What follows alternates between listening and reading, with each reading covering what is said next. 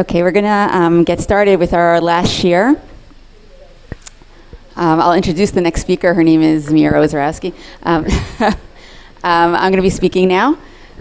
For those of you who don't know me, my name is Zemira, and I run the women's programming here at the OUisrael Center. Okay, so you guys all have source sheets?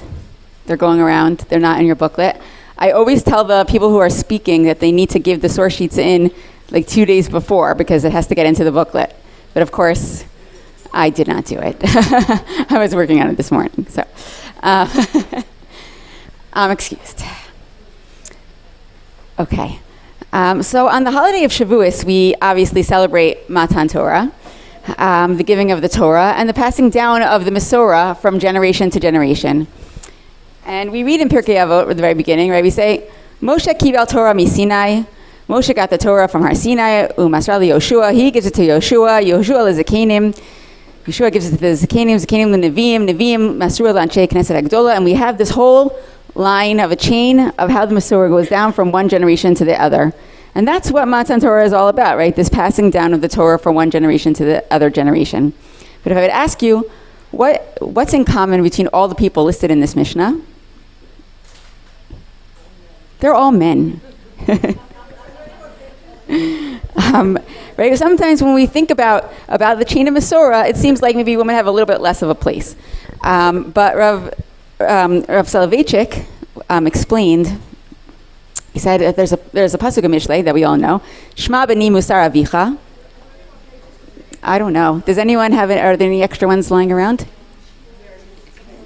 We're looking. If not, there might. If somebody doesn't mind going downstairs, they were printing in the copy machine. Maybe they didn't all come out before, or I can call Zemira. They either came out of the copy machine. Whatever. Go down and see. I don't know. Okay. Thank you. Okay. But he says, right? The pasuk says in Mishlei, "Shma b'ni musar avicha ve'al titosh Torat Imecha." My son, you should listen to the teachings of your father, and don't how do you say titosh? Don't let go of the Torah of your mother. And he explains.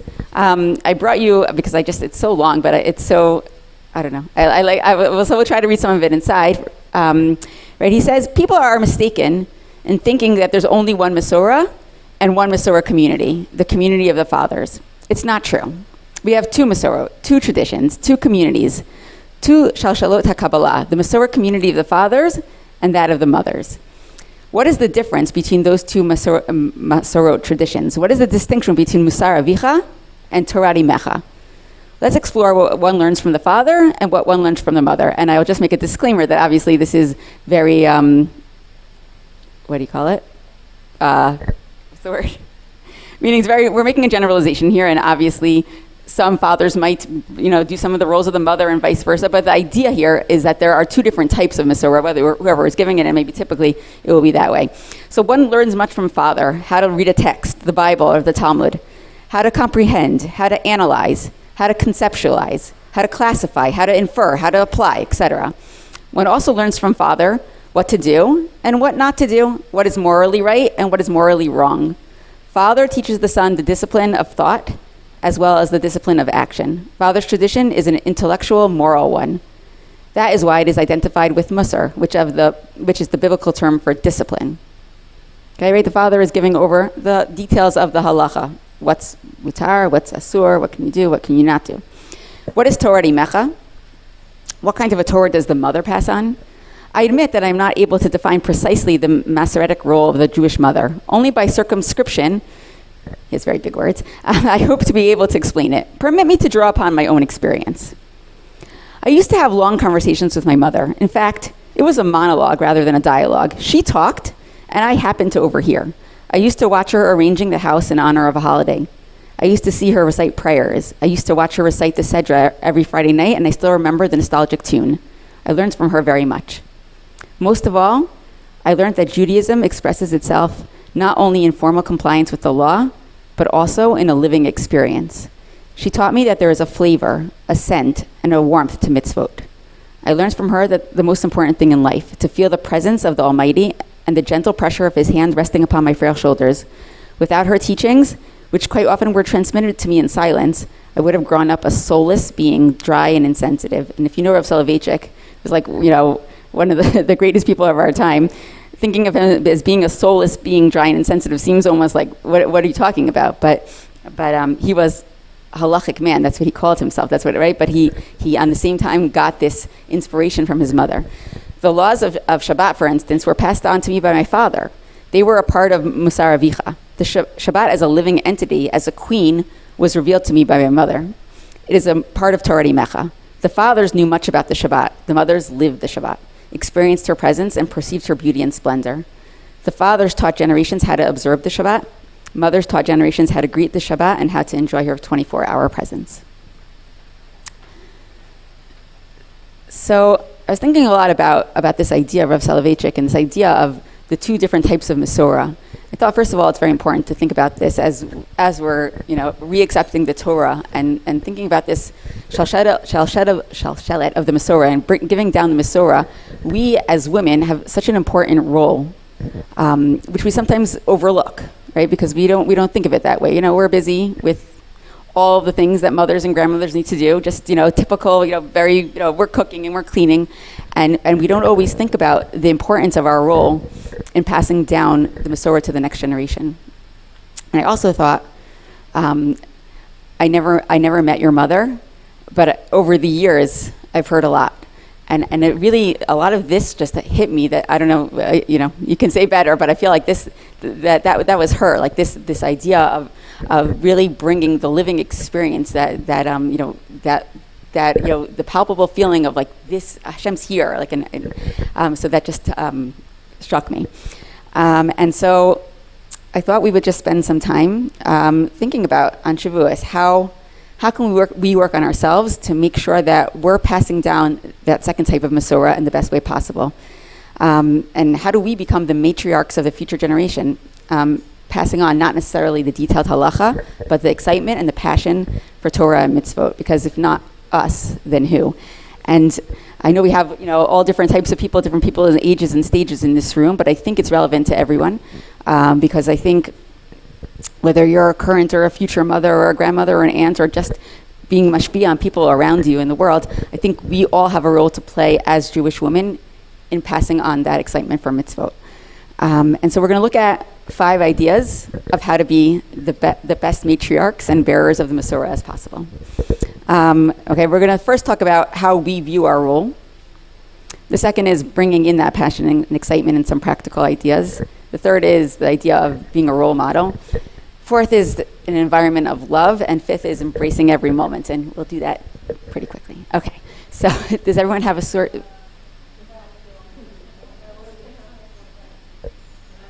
Oh, there's still.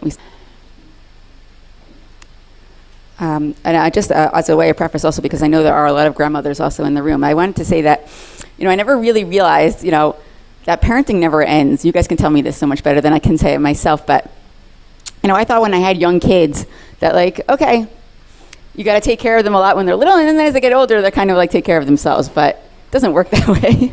My oldest is only 20 now, but I can see that, the responsibilities shift and there's different things you need to deal with, but throughout life, a mother is a mother, and there's always going to be lots of things to deal with. And I also think, and we'll talk about this more, that I think that grandparents have an opportunity and more time, the ability to focus in a different way on their grandchildren that maybe parents don't, to be able to give that extra time and thought to how to approach each kid, but we'll get to there.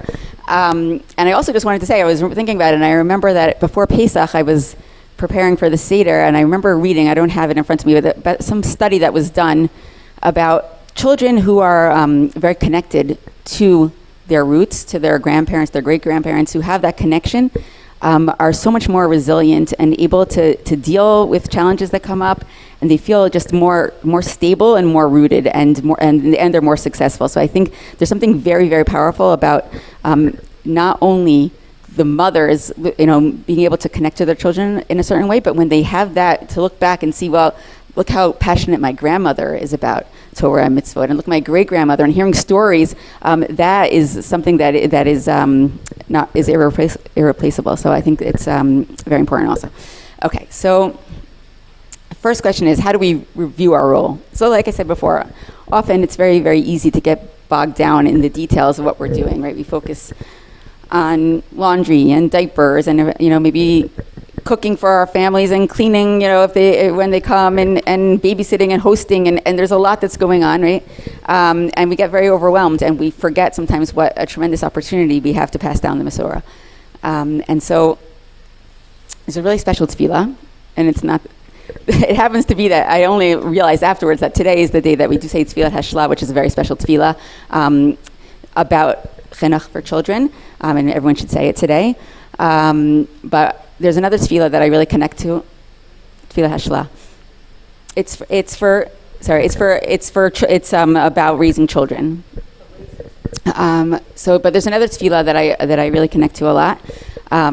I don't even know who wrote it, but and I don't know what it's called, but it's a tefillah. It's on like something mikvah.net. I always find it online, but they give it out sometimes, in Gan parties or whatever. So I picked it up at one point from one Gan party, and I say it all the time. And I didn't bring the whole. I first brought the whole thing, and then I was like, this is way too long. So you'll have to look it up if you want the rest of the tefillah.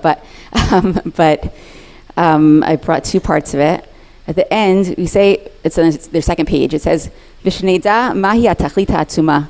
Right, after asking Hashem for all the help with, in raising our children, at the end of the tefillah we say, and that I should know what the amazing purpose is. Hatmuna b'chinuch banim l'Torah, that's hidden within educating children towards Torah.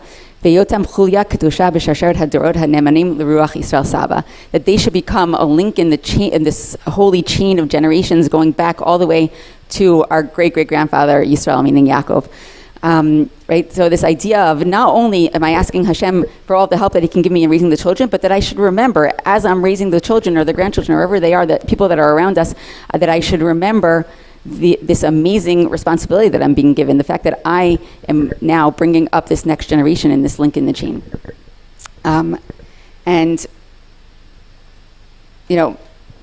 Parenting, grandparenting, it's an opportunity, but it's also very difficult, but it's this amazing gift that we have to remind ourselves on a pretty continuous basis. So the first thing, in three ways I'm going to say. The first thing is just remembering this chance to be the chain of the Mesorah.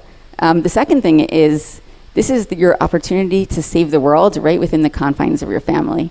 In Pirkei Avot it says, I think it's on your source sheet, it's source 5. It says, Yossi ben Yochanan ish Yishalayim omer, Yihi betcha patuach l'revacha, v'yu aniyim b'nei beitecha. Your house should be open widely, and the poor people should be your household members.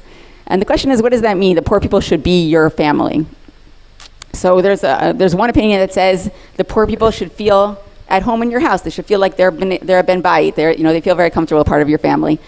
And the second answer is that your family should become poor as the result of the hachnasat orchim that you're doing, meaning they give up their pillows for the guests. But I wanted to bring in a different idea that I was thinking, and I thought, you aniyim b'nei beitecha, sometimes we look at the world, and we want to save the world, and we want to help all the people that are in distress and need help, and we want to help all the aniyim, all the poor people, or whatever other distress they're in. We want to just be the one who's going to be out there doing all these things. And we sometimes forget that the people in our house are just as important. So if we view, not necessarily as poor, but if we view our family members as the people that are in need, and feel that same sense of mission when we're going out to help them, so then we'll be able to serve them in a much better way. And I remember before I started working at the OU, I worked for Amit, and they have a children's home called Beit Hayaled in Yerushalayim, and they used to take people on tours of this children's home. And the way that it was set up then, it's a little different now, but the way it was set up was that they had these little mishpachtonim, little families of 12 children. They tried to mix it, boys, girls, older children, younger children, so they'd get the feeling of what a family, like it's for kids who are coming from homes where they, the parents are not able to take care of them for different reasons. And they wanted to give them like a stable family life so that they would know how to continue afterwards. So they would make these little families, and there would be young couples who would be hired to be like their surrogate parents. And so they would have 12 children and these parents, and I used to like walk around giving these tours, and And I always used to say, like, I wish that I would have had the opportunity to do this. It's such an amazing thing. Like, these young couples, like, can, like, look what they're doing for these 12 children. Like, they're, like, totally changing the course of their lives. And then, like, one day it hit me, and I was like, I don't have 12 children. I have 9. And, like, I can be the surrogate parents for them, right? Like, what an opportunity. Right? And so sometimes we just forget that, and we need to make that switch. Because again, if we're able to recognize the importance of our role, then we're able to do a much better job in actually being able to pass down the Mesorah. When I was a kid, when I was like 7 or 8 years old, I had a diary. And I'll share you my secret thoughts in my diary. I wrote in my diary, I remember I wrote a plan for my future. I wrote, I'm going to become rich, and I'm going to have a mansion, and I'm going to put in that mansion, I'm going to have rows and like hallways full of rooms, and in every room I'm going to have poor people who need whatever. I'm going to have people living in my house off the streets.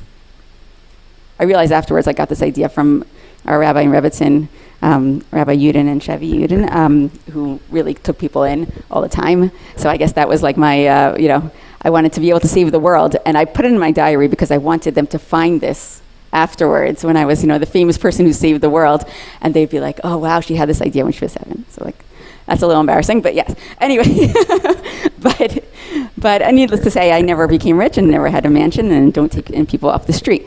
But again, this idea of like, we're so focused on trying to, or maybe it's just me, want to be the big glamorous person that saved the world, and we forget sometimes, let's save our own families. Let's focus on them.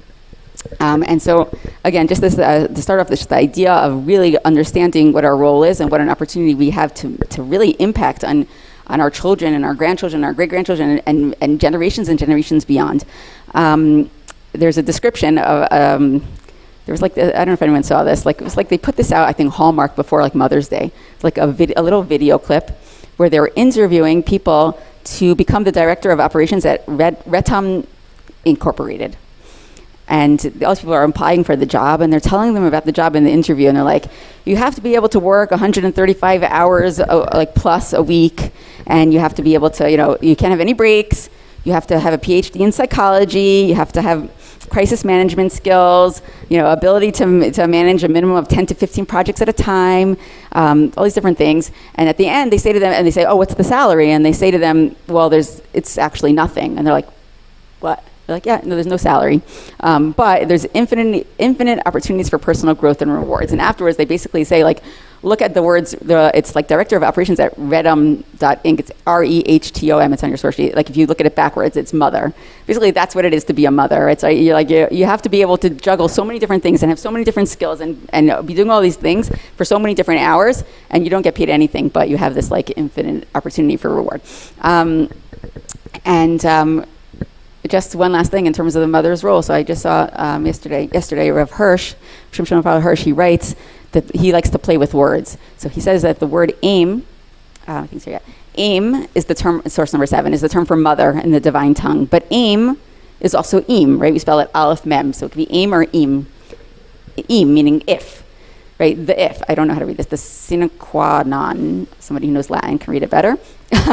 Right, the indispensable primary condition for the physical and spiritual nature of the child. Right, the aim is the aim. Right, that it's like if you have a mother, you can go really far in life. You need that. Like that's and if you don't, so you'll be Beit Hayel and you'll have a surrogate mother. But that's like a if. That's a condition. That's what's needed for success in life. For already when Yisaha Ominata, Yonik, from the very beginning, when it's a baby who's nursing from his mother, at that time, when the nurse takes up the infant, does the business of upbringing begin? And so again, this is just the basics is number 1. How do we become, the best matriarchs we can be and pass on the Mesorah? The number 1 thing we have to do is remind ourselves over and over and over again the importance of what we're doing. And again, it's whether you're a mother or a grandmother, an aunt, a sister, anything, whatever you are, the important, if we realize all these things that we just said and remind ourselves, like, wow, this is an awesome responsibility and an awesome opportunity, and I can actually be, if you think back to like Sarah Yeminu, like, right, what did she do? Like, we're not Sarah Yeminu, but like when she looks down and sees, all those, children and grandchildren, like, we have the ability to affect worlds, and we have to remember that. Okay, number 2. So Rav Soloveitchik talked about this idea of, the mother's role is to bring this passion and excitement for Torah and mitzvot. How do we do that? Anyone have any ideas, examples, things that you've done? What did you say? Come here and get inspired. Right, we're going to talk about in a minute about this idea of really before we can do anything. So maybe I'm doing this flip backwards, but really before we can do anything is we have to build ourselves, that's for sure. What kinds of things practically, have you done with anyone?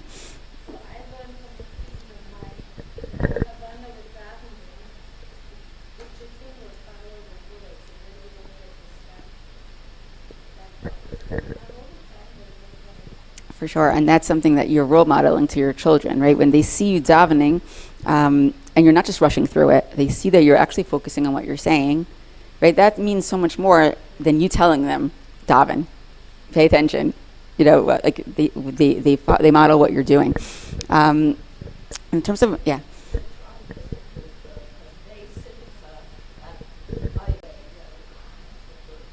Exactly. The most important thing that we need to do is to provide an environment of joy, of excitement. There should be this excitement in the air. Shabbos is coming. What does that look like? Is it a lot of stress, or is it music playing, everyone working together, everyone's picking up things, saying the Kavod Shabbos Chodesh, trying to get into the excitement for Shabbos? Obviously, the things that I'm saying are easy to say. I'm not saying that it's always like that in my house.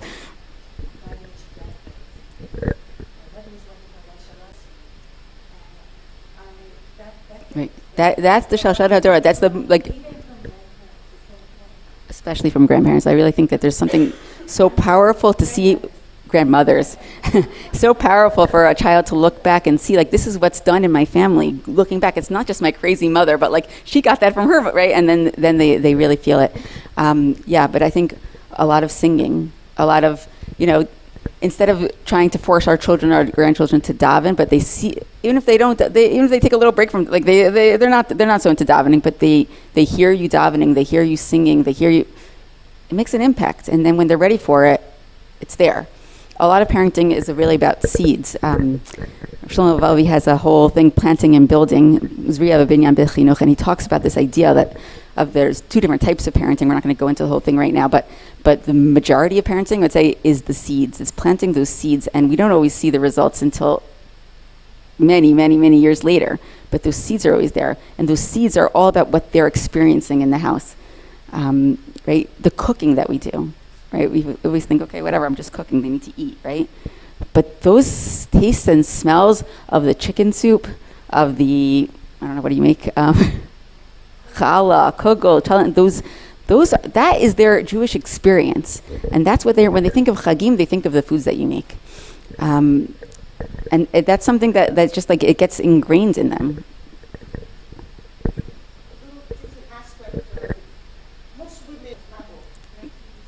Yeah. So that's exactly what I was trying to say. Is that really it applies to? It doesn't matter who you are in the room, but it applies to everyone. Everyone has the ability to really have that impact on other people. And I think you're right. Also, there is a challenge of, because we're a lot of us are separated, families are separated in different countries, of how do we give it over. I think we have to be very creative. It's not always simple. But we are lucky to live in a generation where there is Zoom and there is WhatsApp and there are ways, but it's definitely harder. I met somebody recently at a bat mitzvah program that I run. It's usually mothers and daughters, but there's one specific session that I always invite grandmothers to come to, because it's about being a link in the chain. We'll talk about that one in a minute. But this one just happened to be a grandmother came with her granddaughter, and I was talking to her, and she said that she has 4 granddaughters that are all around the same age, and she runs every summer, she runs Camp Safta for them. They're 11, 12 years old. They would come sleep over for 3 or 4 days, and she had an entire schedule. They went to Kever Rachel. She planned out every day exactly what they're doing, a curriculum.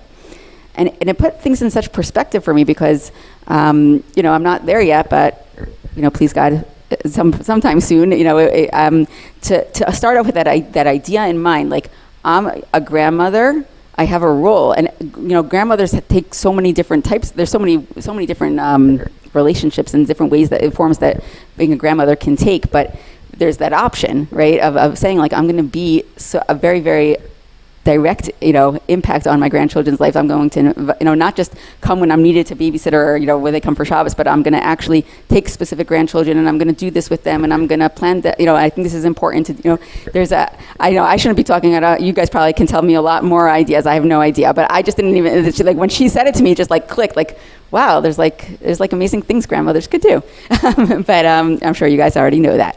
But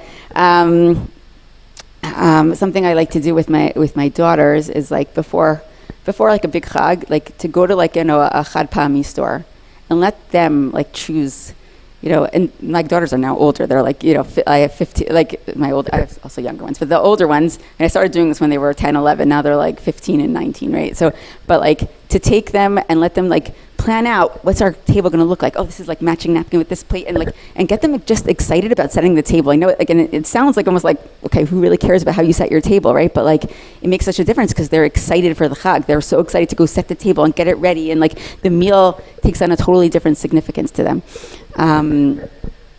What else is there? A lot of different ideas.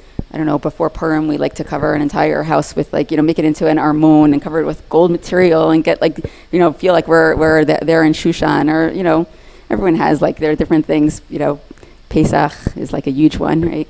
But always be thinking about like, this is making a memory for my children. Like, it's not insignificant. It's just like, sometimes we get so stressed out, like we have to make all the meals, we have to do that, but like actually the content of what's going to happen at the meal or how you get them involved in preparing for the meal is actually what they're going to remember. So those are the things that we have to like really just focus on and just to make that live environment of passing down the Torah. Yes.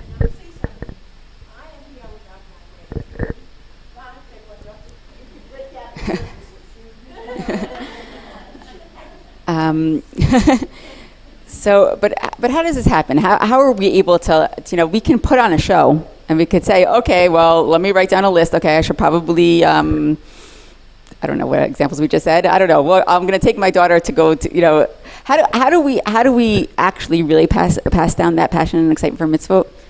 It's by first working on ourselves, as somebody mentioned before, right? That's the first thing that has to happen. The Steipler Rav once said, and I think it's even more now. He says role modeling is 50% of child raising, right? Everyone has questions. What should I do? How do I know what to do about this and this and this? But the main thing is really the role modeling. And the story is told about a man who came to the Chafetz Chaim, and he asked him how he should prepare himself for child raising. And the Chafetz Chaim asked him, so, well, where are you holding in life right now? And he said, oh, well, my wife just gave birth to our first child. And the Chafetz Chaim said to him, like, Mazel Tov, but you're a few years too late.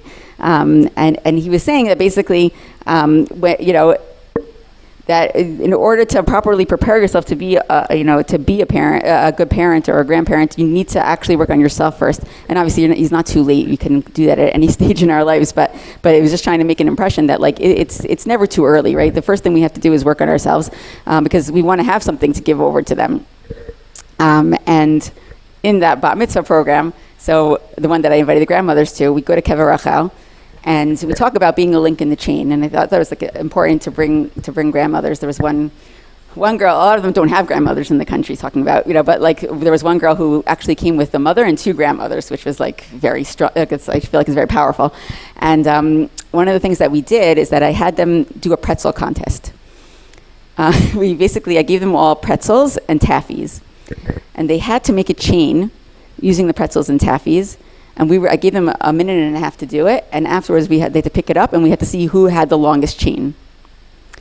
So they're all, biting into the pretzel, then putting another one in, and closing it up with the taffy. And in the end, people have these long chains, and then they pick them up, and what happens? They just break. Right? And the girl who always wins is always going to be the girl who actually spent a lot of time making sure that it was a really good link in the chain, right? They would put a lot of taffy and make it really strong. And I say to them is this idea, again, like if you want to be, you're coming about mitzvah, right? You're going to be the next link in the chain. You need to make sure that you're a strong link in the chain so that you can pass it on now to the next link. And so,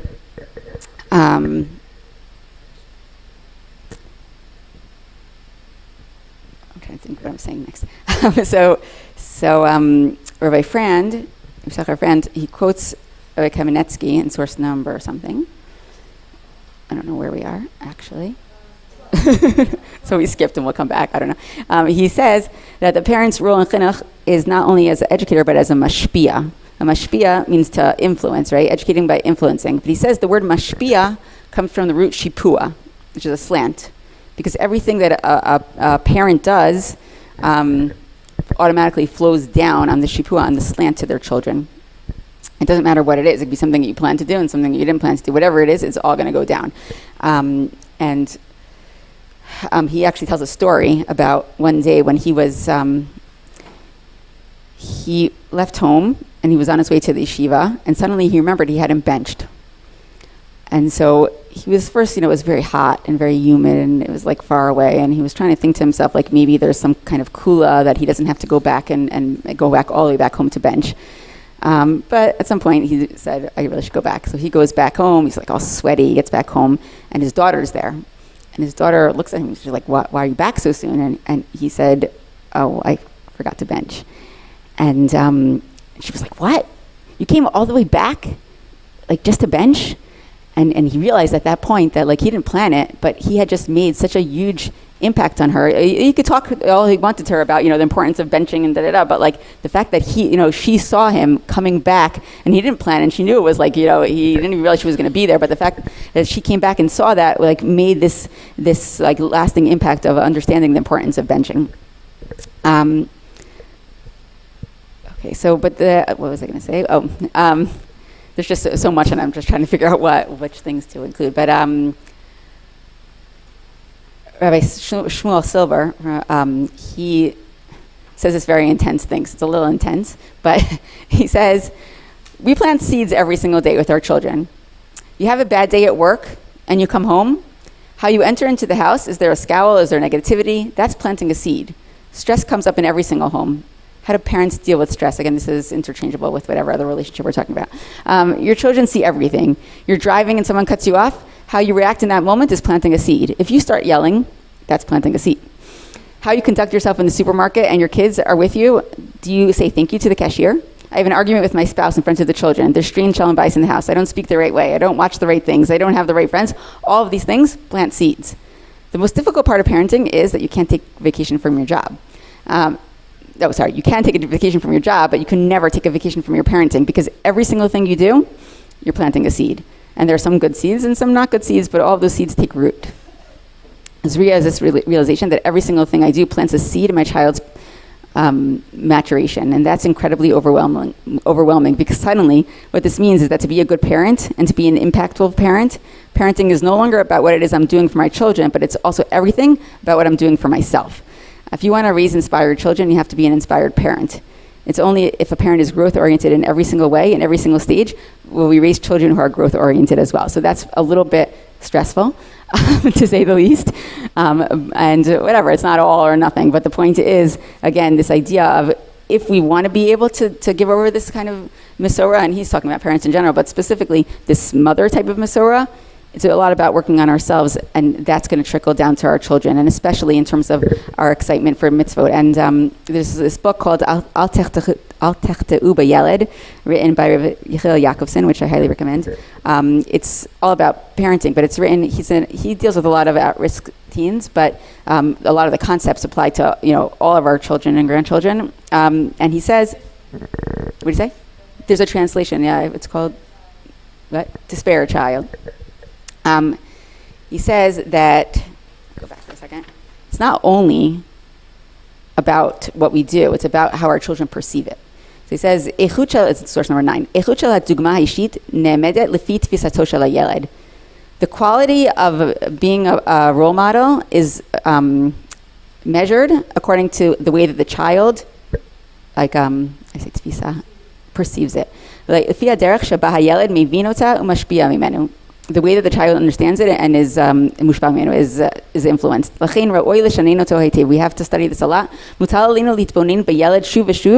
We have to look at our child over and over again, and understand how he is influenced by what we do, and what he feels based on what we're doing. Sometimes we think that we're a really good influence because we're doing X, Y, Z, but the child doesn't understand what we're doing. If he doesn't know the whole context, then he won't get it. So for example, and then he brings a story, which is a very famous story of Moshe Feinstein. And he says, Moshe Feinstein was once asked, how could it be that and I think I've mentioned the story here in the past because it's like one of my favorite stories, but so he says in source number 10, but I'll just say it outside. Moshe Feinstein was asked, how could it be that the Jews who came over from Europe to America in the beginning of the 1900s, and they were so makbid on Mesirut Nefesh al Shmirat Shabbat, like they really were like Shmirat Shabbat was the most important thing to them. They would give up everything for keeping Shabbos. So theoretically, they're the perfect role models. And they gave up their jobs in order to keep the Shabbos. How could it be that this amazing this amazing modeling of these parents who gave up their jobs in order to keep Shabbos, how could it be that it didn't influence their children? We find that in that generation, most of the children actually stopped keeping Shabbos, and yet their parents were like the best role models in the area of keeping Shabbos. And he answers and he says, is dafka because they were masru nafsham for the Shabbos? That's why their children were not keeping Shabbos. Obviously, we don't know and we can't judge specific cases, but he's saying overall, yeah.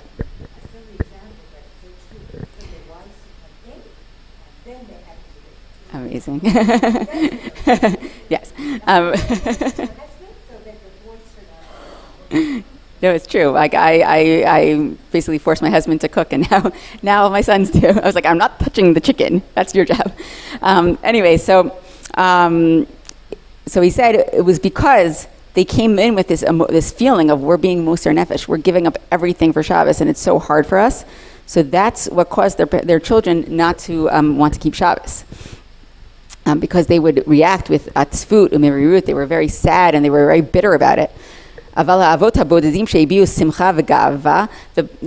few fathers who would express their happiness and their pride about the fact that they stood up to the test and they continued to keep Shabbos, and the mothers who were karnu me'osher al shazachu lishmor Shabbat kilchata, that they were shining, like their faces radiated pleasure about the fact that they had the merit to keep Shabbos.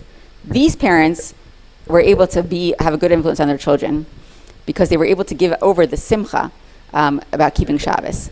And then their children were willing to be Moser Nefesh as well for Shabbos. But the kids who saw only the fact that, yes, their parents, gave up everything for Shabbos, but they were miserable about it, so that's all they felt was that misery. And so again, the idea of sometimes we have to think about not only they did the right thing. They did an amazing thing. Like the fact that we can't. I don't know if we can all hold up to that. The fact that they were willing to give up on their parnasa in order to keep Shabbos. That's unbelievable. But they didn't think about the way that they were talking or the way they were expressing it, how that would impact on their children. I was talking to someone recently who said to me, it's like I don't blame my parents, but before Pesach, my mother used to get so stressed out, and it was such a horrible time, and it just made me feel so anxious. And she said, when I first became a parent, I was the same way. And my husband took me to the side and he said, maybe you want to reanalyze your connection to Pesach and what you think about what you're doing. And she took it, which is, she thought, and she really thought about it, and she switched over, the way that she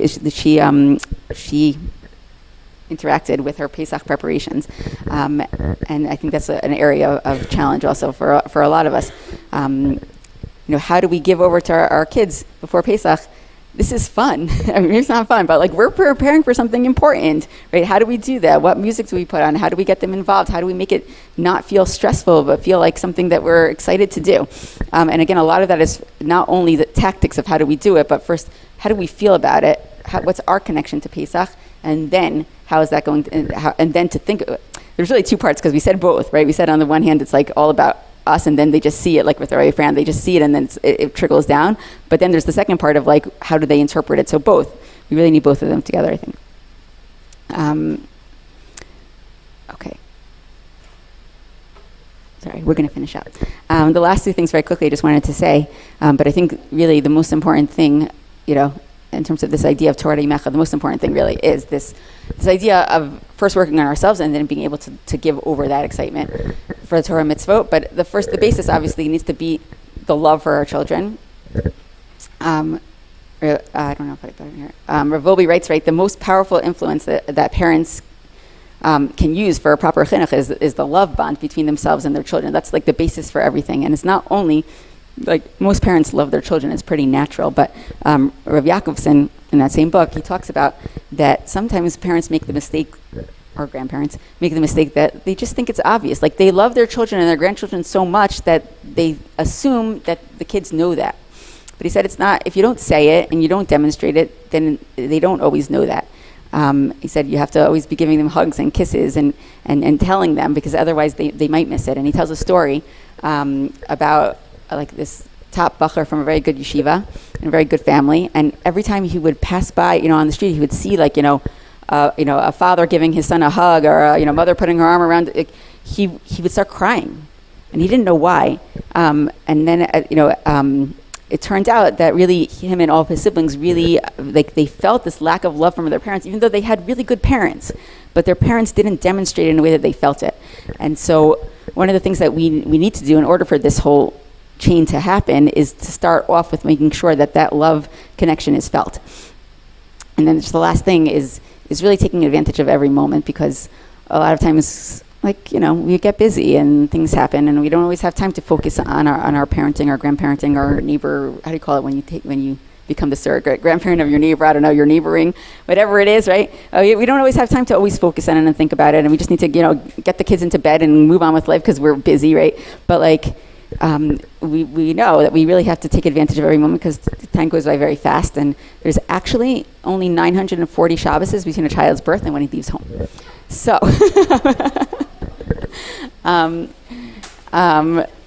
what's it called? So we need to really try to spend that quality time and that quantity time as much as we can, and establish that bond when they're younger, so that as they get older, and this is the same thing for grandchildren, to really, I imagine it must just get. It's I'm sure, I feel like I don't know why I'm talking to grandparents, because I don't know anything, but I feel like, you probably have more time to focus, but at the same time, there could be so many more of them, depending on how many grandchildren you have. But to really, to spend just take out one grandchild, focus on the specific grandchild, and be there for them as they're growing up, because it's very fast. And in conclusion, basically, if we're able to really, number one, recognize the importance of our role, and always just remind ourselves, wow, I'm a link in the chain. This is something really big. So remind ourselves of that. Number two, to work on ourselves to become more passionate about our own Avodat Hashem, and then figure out ways to give it over and bring that excitement into our homes. And then after that, to make sure that they have that basis of love, and to really make sure that we use every moment to the fullest, then we should, Mir Hashem, be zocha to really be able to raise the next generation, and the nenext link in the chain of the Mesorah that's going to go spanning back for thousands of years, and will continue on. So, Hashem, you're welcome. Chodesh Tov, and Chag Shavuot Sameach.